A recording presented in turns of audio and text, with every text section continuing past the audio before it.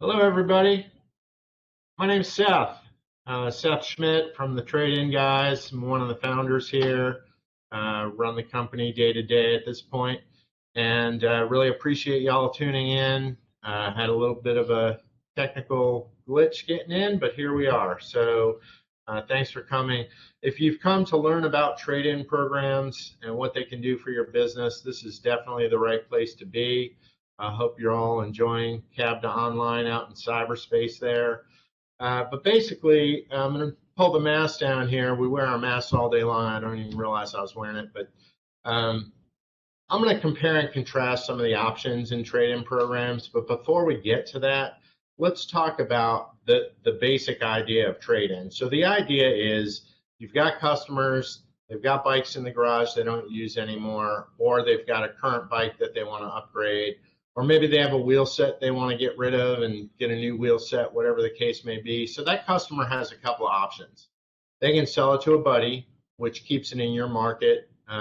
So that buddy doesn't need to buy a new set because he just bought the used one from his friend. Or they can go on eBay, or they can go on Craigslist, or they can do Facebook Marketplace. So they have those options. And there are a small number of people that will deal with those options and maximize the value they can get from their used equipment. But the vast majority of people do not want to use those options. There are a whole host of reasons. Online marketplaces are, fraught with, scams and things like this that people are afraid of. And again, it's just not for everybody. So the whole idea of a trade-in program is it allows your business to assist people in monetizing their used equipment and allows them to make more purchases with you and at higher price points because now they have spending power they didn't have 10 minutes ago. So some of the options in trade-in programs, a couple different ways you can do a trade-in. You can have a customer bring a bike to your shop. You can pay them in-store credit for their bike, and you can put the bike on your floor and sell the bike. So that's one option. Take the trades yourself, tune up the bikes, put parts and effort and labor into those bikes and resell the bikes. And you probably make a pretty good margin selling used bikes. What we're seeing is that most dealers don't want to be in the used bike business. Some are just because they kind of have to so that they can take these trades. And there are a few dealers that like being in the used business. But in today's climate, with merchandising being so important and things like this, there's less reason to be selling used bikes off your floor. The second thing you can do is you can hook up with a company like a Bicycle Blue Book or Pro's Closet or our company, the Trade-In Guys, and you can outsource, so to speak, your trade-in program to one of these vendors or even multiple vendors, and we'll get into that. So some of the options, again, say a Pro's Closet. Pro's Closet, as you probably know, focuses on the upper end of the market. So they're looking at the triathlon bikes, the last couple of years models of the higher end road bikes and gravel bikes, higher end mountain bikes, etc. From what we understand, they're not really interested in bikes that'll sell for under, call it $1,700, $1,800 as a used market price. So that really sets them into that high end zone. So if you have a boutique shop and you cater to the triathlon crowd and you don't really have family bikes, you don't have kids bikes, you don't have $600 and $800 and $1,000 bikes on the floor, $1,200 bikes, that's a good solution for you guys to do a day-to-day. Customer brings in a bike they paid $8,000 for. You can offer them what Pro's Closet will give for that bike, and everybody's happy. But if you're a family bike center or you have all levels of bikes in your shop and things like this, it's probably not the best solo solution. So it could be a partial solution, but not solo. Bicycle Blue Book, they've got a really cool price calculator. So it gives you prices instantly, which is kind of nice. But it's a remote program, so you've got to weigh the pros and cons. They will accept mid-range bikes and high-end bikes. They really don't deal with the lower-end bikes. So that's a consideration. With both Pros Closet and Bicycle Blue Book, these vendors are going to rely on you to go ahead and pack and ship bikes to them. And then this way, they're putting off some of that labor on your shop. And then, of course, you've got to deal with one-by-one trades coming in. The trade-in guys, another option. We don't currently have a year-long program, although we are going to be putting one together. But our trade-in events are just that. They're events. They're typically 2 to 3 days long. The thing that really differentiates the trade-in guys from, say, Pros Closet and Bicycle Blue Book is that our company will buy everything. So if a customer brings in an old Trek mountain track, it's 25 years old, it's been in the garage for 8 years, unridden, rusty chain, brakes and derailleurs don't work because the cables are all seized up. I mean, we'll buy that bike. They won't get a whole lot for it, but they're going to get a gift card, typically in the $20, $25 range for a bike like that. And then they're going to spend that money with you. So when I say we take everything, we take those Trek mountain tracks. We also do the $10,000 plus tri bikes, and we do everything in between. But on top of that, we do other parts and accessories. So we do wheel sets, we do component groups, we do individual components, car racks, bike computers, you name it. So we pretty much do all that stuff. As you guys have questions, I see we've got a question from one of the attendees. I'll address the questions in just a couple minutes, but go ahead and type those questions into the chat area. That'd be awesome. So thanks for that first question. In terms of some of the other differentiators in these three programs, the trade-in guys do create a sense of urgency for your customers. So because our service is event-based, it puts a time frame on it. So if we're going to be at your shop Thursday through Sunday, March whatever through March whatever, that's the time that people have to trade in. So there's a very good call to action there. And the year-long programs, it's nice to have a year-long program. So we've built our program to kind of dovetail nicely with things you may already be doing. So those are some of the general options with trade-in. In terms of benefits and what you can expect, from what we understand, and I don't have perfect information, of course, but the dealers that we work with have shared some bits and pieces of their, Pros Closet and Bicycle Blue Book business, and they are year-long. They tend to be here and there. So in terms of, when you get a trade, you've got to get that price and you've got to pack it and ship it and do all that. And there's not that immediate sense of urgency because the customer knows you'll take that trade this week or next week or next month. So that's something there with those programs. With the focused attention on an event, what you can, so the net is I don't know the volumes of trades these guys are doing, but they are one by one.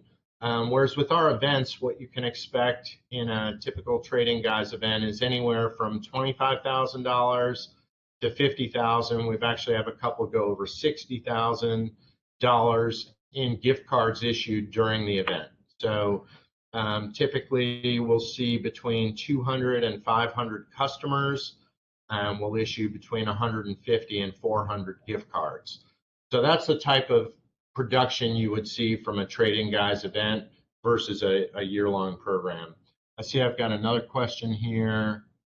Yep, I will address that question as well shortly. So again, those are the main benefits. Of course, with a trade-in event or a year-long program with the other guys, you're offering a value-add service for your customers. You're putting spending power into their hands. So I think we would all agree that trade-ins work. It's just a matter of how you want to do it. Do you want to have a trade-in event supplement your year-long, that type of thing, and which year-long should you work with, or should you work with 2 year-long programs? So those are all things you need to consider based on your business and what mix of product you have on the floor. So this value add service, again, is something that sets you apart from competitors in the marketplace, and it'll position your shop as a leader, especially if you do a trade-in event. I mean, that's something that gains attention. You'll be seen as a leader and someone who, does new and different things for their customers. The other benefit you get out of a trade-in program, especially when you do an event-based program, is cash flow. So the way our company works is we come, we do the event, we issue the $25 to $50 or $60,000 in gift cards, and we reimburse you at the end of the event for the gift cards issued. We do have a fee, so our standard fee starts at the worst fee is going to be a 20% fee. The best fee is going to be 10% discount on the gift cards. So let me explain how that works. So if we issue 50,000 in gift cards and we have a 10% discount on your gift cards, we write you a check at the end of the weekend for 45,000. So we take that 10%, helps defray our costs because we staff the events. We also bring tractor trailer to the event so that we can haul off these bikes.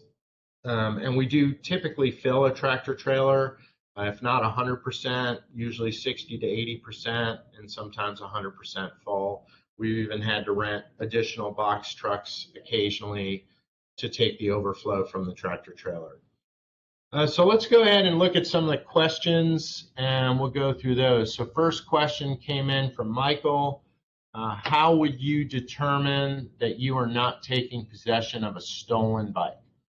So that's a great question. So the beautiful thing about trade-in programs in general, whether it be Pros Closet, Bicycle Blue Book, or us, is we are paying with a store credit. So right away, you've eliminated the fencing that goes on with stolen bikes. So if a stolen bike's brought to a pawn shop, the pawn shop gives that customer cash, whereas we're only paying with store credit. We never pay cash for anyone's bicycles. Even if they come to our physical location in Richmond, Virginia, we will not pay cash. We will only do a store credit with our shop, or we will only do a store credit with your shop. Again, if we come out to your location, we are doing 100% store credits to your shop. Michael, feel free to ask any additional follow-up on that, but that essentially is how we are weeding out accepting stolen goods. If we suspect that goods are stolen, it's a sticky situation. So we're going to err on the side of conservatism and make a reasonable challenge to that person's bike. But again, it is a sticky situation. We really haven't found ourselves in that situation at this point. So hopefully that answers that. Question in from Benita. Benita, thanks. The question is, are there any bicycles that you don't buy? What is the minimum criteria for buying a bicycle? Great question. Our rule of thumb is the bike has to be a bicycle shop bike as opposed to a Walmart, Target, Dick's department store bike. So we don't do Huffies, we don't do the latest generation of Schwinn's, we don't do Magnas or whatever those things are called. But like I said, if they have a 30-year-old bike that might have a resellable value of $100, we're going to buy that bike and pay with store credit to your shop. It's kind of the same thing with parts and accessories and things like that. So if they bring in an old derailleur that's kind of worthless, we're going to give them something for it. If nothing else, it would be a courtesy gift card to keep them happy. So we want to make sure no one has a bad experience at your bike shop. But for the most part, people understand they've got to bring goods that have some value to us. But essentially, that's really where we are. So Benita, if you have any follow-up further on that question, just type it in. Patrick, do you have any price examples? I really don't have any price examples per se, but what we like to do is have people bring their bike in. We'll evaluate the bike. We typically, if you will, close about 70%, 70 to 75% of the offers we make are accepted. We're very competitive. on lower end bikes, middle range bikes, upper middle range bikes. On the high end esoteric bikes, that's not our forte. That would be a pro's closet forte. So again, if your average bike sale is $3,200, pro's closet's a great solution for you guys. You know, they may offer a guy $3,500 for a bike, and I may come in on that same bike at $2,800, $2,900. So we're not going to be completely off mark, but you know, they do excel at that very high end of the market. So Patrick, you know, if you have any further questions, just type them in. Kevin, let's see. Do you put any restrictions in place for different shops within a smaller radius as to not dilute your events? Shop A has an event in March. Would you do one with Shop B in April? You know, it really depends, Kevin. So we do take that into account, and we take it into account just as much for your benefit as our benefit. So, you know, we don't do exclusive deals, so we don't do market exclusivity. But at the same time, we don't want to do an event 5 miles down the road from your shop in a short period of time from when we did that event. It just wouldn't be good business practice for us or for you, and the events would be less productive. So it's a kind of a case by case, and you know, if you're interested, obviously, in us coming out and doing an event, just let me know, and we'll contact and get together. Let's see, Cindy. Oh, okay, great question, Cindy. Surprised I didn't touch on this, but the question is, how do we get the word out? Essentially, how do we get the word out about the event? So what we do is we have our marketing playbook, and we share that with you after we have booked the event. Essentially, there's a number of contact methods. So we use email, we use web, we use social media, we use text messaging, we use posters that we provide. So we print posters for your shop to put up in advance. We also are starting to do some reach out to the media to drive additional traffic beyond just your customer base and what your website and our website can produce. We have a test going on with a media company, a public relations firm coming up in Asheville, North Carolina. So we'll be at Motion Makers. It's in, I want to say it's in the middle of March. And we are reaching out to local media, we're reaching out to local business, we're reaching out to cycling clubs in the community through a PR agency that we've hired. So more to come on that, but those other methods are traditionally what we've used to reach the client base. And we typically see anywhere from, depending on the size of the shop, anywhere from 200-ish to 500-ish people show up for these events. So they're well attended. And while we're talking about the attendance and how those events, you know, play out, I should address our COVID policies. So I always have my mask on when I'm talking to your customers. All my staff has their masks on when they're talking to your customers. We do the events outdoors, so we don't set up inside the shop. We set up in the parking lot. We walk to people's cars as they drive in. We bring enough staff to be able to do that, and we'll price out their bikes, you know, without them having to be in a whole crowd. So kind of two answers to one question. So Kevin has a follow-up question. Let's see. We monetize these parts and these bikes online only, so we don't have a storefront.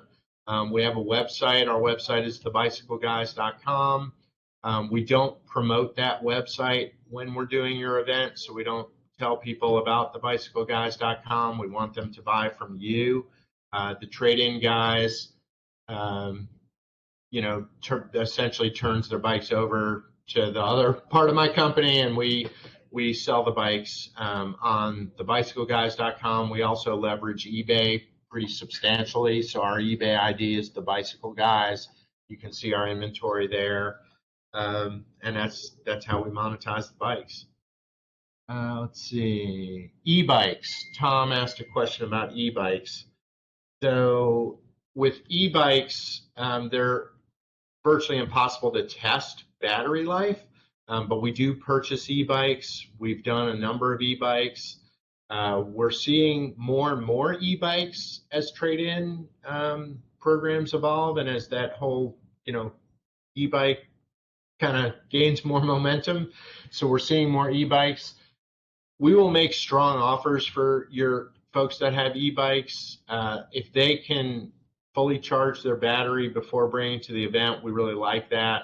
Most people have the sense to do that, but you'd be surprised. We get some people that show up with a dead battery and an e-bike, and we have no way to test it. But we do e-bikes. Catherine.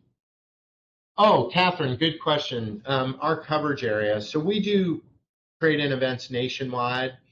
If you're on the West Coast, it's going to be a little bit tougher through the application phase. So we actually have an application phase with our bike shops. So we need to make sure this event's going to be logistically feasible. So if you're next door to us in North Carolina, Virginia, Maryland, Delaware, New Jersey, etc., it's easier to kind of qualify for an event. If you're in California, we'd be glad to come to California and do an event. We've done events in Phoenix, we've done events in Texas, we've done events South Florida, Boston, all throughout the Mid-Atlantic, the Midwest. So really nationwide, but there is that process. So if you're interested in doing an event, we just need to make sure it's going to be successful for you guys and for us, essentially. Thomas, stop in a strip mall, limited parking. Thomas, that's something we should talk about. Thomas asked, his shop is in a strip mall with limited parking. How large of a footprint do you take up? So the minimum size vehicle we need is a 26-foot box truck to do an event, preferably a tractor trailer, which is a 53-foot trailer that comes the day before the event. It's placed where you want it in your parking lot or behind the shop if you have a loading area, whatever.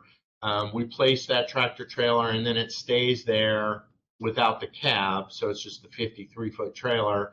And then after the event's over, the 53-footer comes, the cab comes back and picks up the trailer and carts it away. But we do events where parking is an issue with a 26-foot box truck, and we'll typically need 2 box trucks, but we only have 1 box truck at the event at a time. Let's see, I gotta scroll down here, bear with me. Sell used items. Yeah, Eric has a good question. Eric asks, do you sell used items to shops at wholesale who sell used bikes? We've done that. So we had a particular shop that liked selling used bikes, but they didn't want 250 bikes all at once. So we did the event and we split the spoils. So whatever bikes we bought, the shop had first pick of the litter, and they could choose up to a certain percentage of the bikes that we took in. We had agreed on that up front. Not opposed to doing that again. It worked pretty smoothly, and definitely an opportunity there. So if you want to sell some of the bikes you see that come in off your floor, not a problem. We just need to work it out up front so we know kind of how the split is going to happen.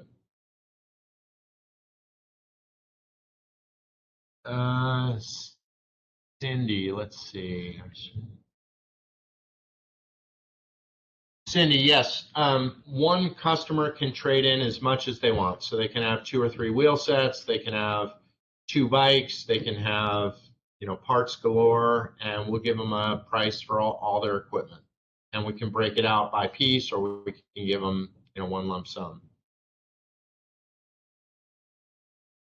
Trade up trends. So Robbie asks, what trade up trends are you seeing? For example, are many people trading in bikes to upgrade to e-bikes? I don't know the answer. I can give you kind of a little bit of what I'm seeing. I'm seeing people trade in, essentially there's 2 types of customers. So there's the customer that has 6 bikes and is thinning the herd. So they're trading in, maybe they get $1,500 in store credit for 2 bikes that they trade in, and they might not even buy a new bike. They might be just trying to thin the herd, and they'll buy accessories, and they'll buy the new Wahoo trainer, and they'll buy whatever.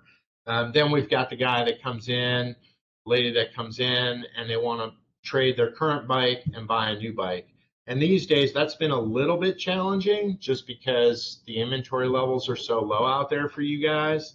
But we see a lot of people doing that first option, thinning the herd. And the third type of customer really is someone who has a 10-year-old bike in their garage or 20-year-old bike in their garage that hasn't been used for 5 years, and they just want to get rid of it. So we see a decent amount of that. In terms of e-bike sales, I think it really depends on your business. So if you're an e-bike dealer that is very heavy into e-bikes, I think you will draw people in that trade in, that Pinarello road bike. They're 65, 70 years old. They don't want to push up the hills anymore. They'll trade in for a nice e-road bike. You'll certainly see some of that going on. Used bike boom with all the bike sales.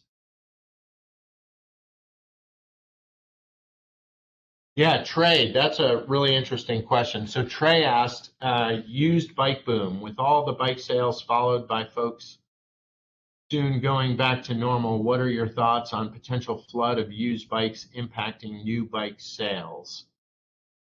I'm not an expert on trends in the industry, so I'd be just giving my opinion. It's a great question. I wish I knew the answer, Trey, but it is a very good question. Let me know if you find out.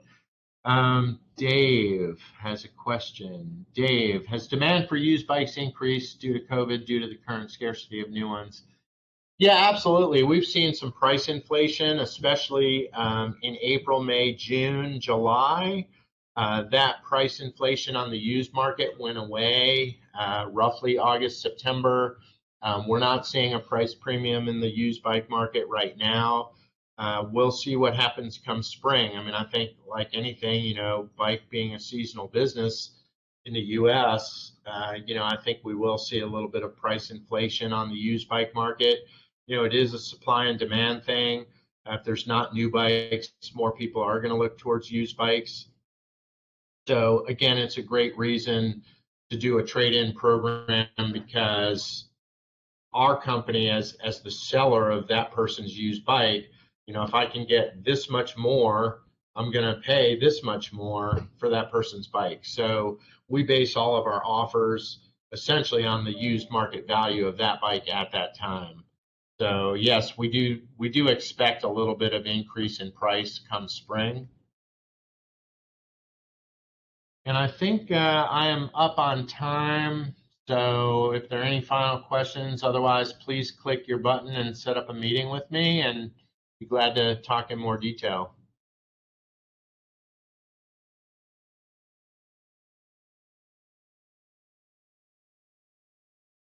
I'm going to go ahead and stop the broadcast. Thanks again, everybody, for coming out.